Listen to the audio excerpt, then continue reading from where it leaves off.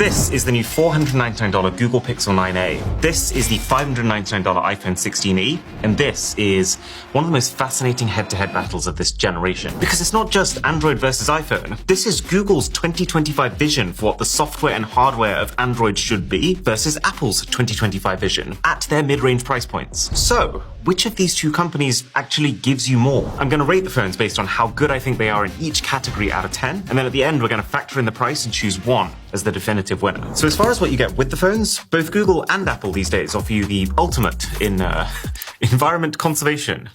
Basically nothing. With the Pixel, you get no case, no screen protector, no charger, just the cable, the phone, and vibes. Except not really any vibes. And then over in Apple's corner, it's exactly the same story. Cable at the bottom, and the phone.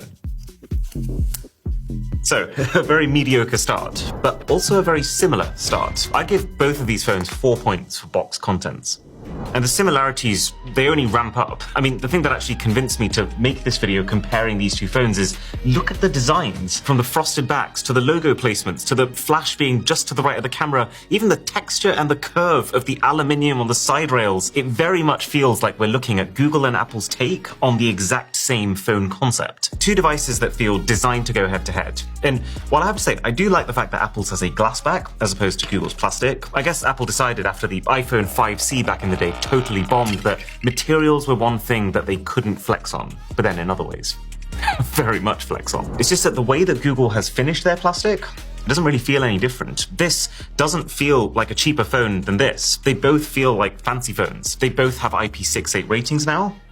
I'm quite impressed. Also, this is like the tiniest camera bump that I've seen in the last 5 years, apart from Red Magic, who's managed to go completely flush. Now, I do have a pretty major problem with this, but aesthetically speaking, I like it. So for design, I'm going to go 8 points to Pixel, 8 to the iPhone. Completely neck and neck so far. So, what about the displays? Well, the second that you turn these two phones on, one thing becomes quite clear. That if we're considering the full spectrum of phone displays out there, neither of these guys is winning any awards. I mean, the Pixel is surrounded by a border that's at least 20% thicker than you'd want it to be at this price. And the iPhone has a notch. I thought we were done with notches. I was so happy to be done with notches. I guess this is Apple's way of making something mid-range, giving you tech that's one step back from the current seamless dynamic island, while sitting clearly one step forward from the straight-up black bars that you'd get across the cheaper iPhone SEs. Either way, not a huge fan, and I'd actually side towards the Pixel just generally with display. The 9A is a lot brighter than last year's 8A, and so definitively outclasses the iPhone if you go outdoors, you know, if you're into that. Plus, Google's managed to get a 120Hz refresh rate onto here. Actually, let me rephrase. Apple hasn't managed to get a 120Hz refresh rate onto here.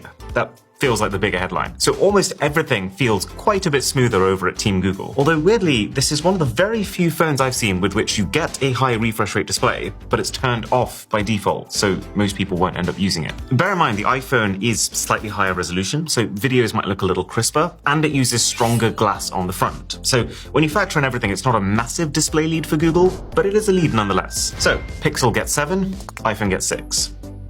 And while we're watching content on the phones, how's the audio quality? This is Pixel.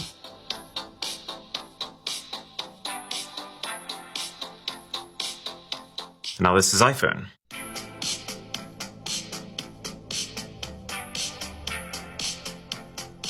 Okay, the iPhone sounds very good. Like, as good as its flagship counterparts. You feel like you're hearing the full range of your music, right down to the bass. The Pixel is still very much acceptable phone audio, but just noticeably more compressed sounding. But then the other side to the audio coin, which is every bit as important, is how clear are your phone calls? So right now I'm calling Drisha on the Google Pixel. Drish, how clear or unclear would you say I sound to you? It's okay. It does the job. I'd say I can hear you. To me, your voice is actually peaking a little bit. It's cracking at the high end. Got a bit of a walkie-talkie vibe, I think.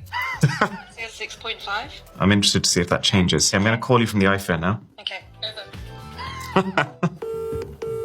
Hello? Okay, that's immediately clearer. Yeah, way clearer. If Pixel is a 6.5, this is an 8. Yeah.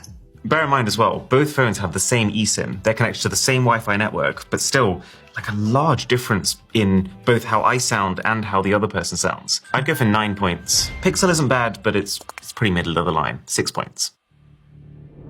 So, Both phones are still quite closely tied. And the thing that you have to give to both Google and Apple is that they're more affordable phones. Both use the same chipsets as their higher